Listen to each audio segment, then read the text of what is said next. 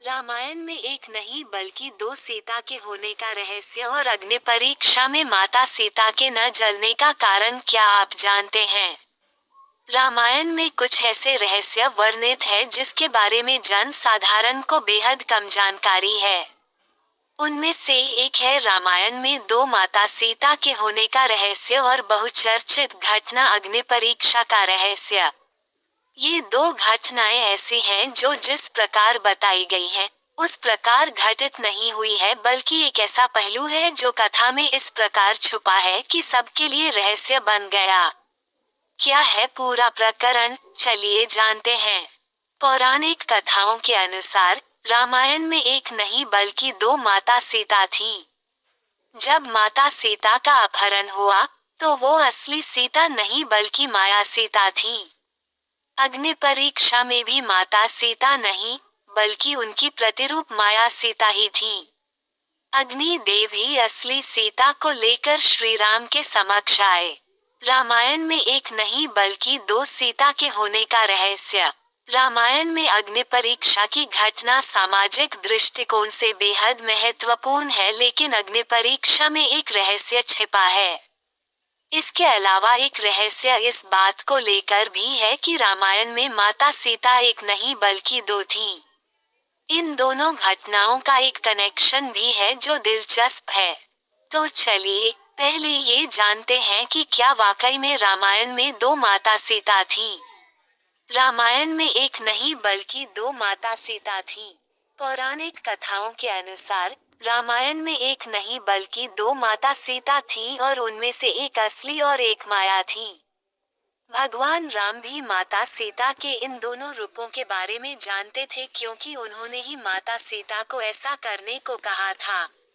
इसके बारे में रामचरितमानस के अरण्यक कांड में दोहा 23 और लंका कांड में दोहा 108 से 109 तक में इस प्रसंग का वर्णन विस्तार से किया गया है।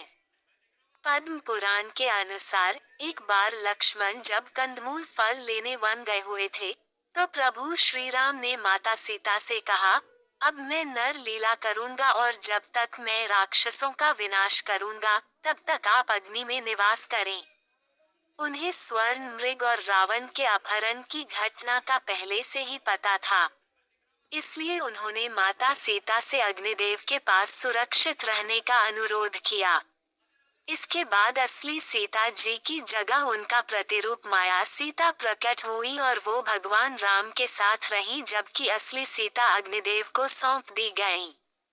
माता सीता अग्निदेव की पूजा करती थीं, इसलिए अग्निदेव उन्हें किसी प्रकार से हानि नहीं पहुंचा सकते थे।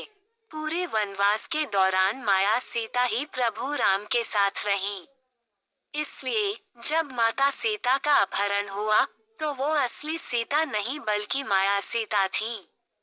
जब अग्नि परीक्षा देने के लिए भी माता सीता को कहा गया, तब भी असली माता सीता नहीं बल्कि उनकी प्रतिरूप माया सीता ही अग्नि कुंड में समाई थीं।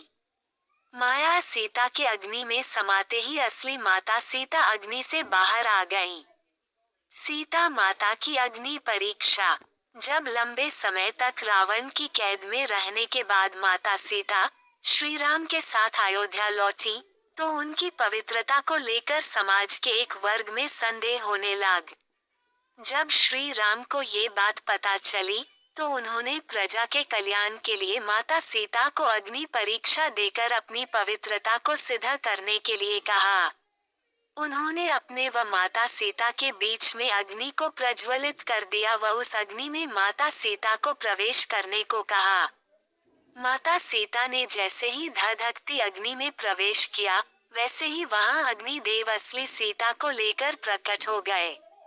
माता सीता की परछाई उस अग्नि में समा गई तथा अग्नि देव असली सीता को लेकर श्री राम के समक्ष आ गए। उन्हें अकेले छोड़ के चला गया। भगवान राम से जब लक्ष्मण ने अग्नि परीक्षा को लेकर विरोध जताया था, तब उन्होंने लक्ष्मण को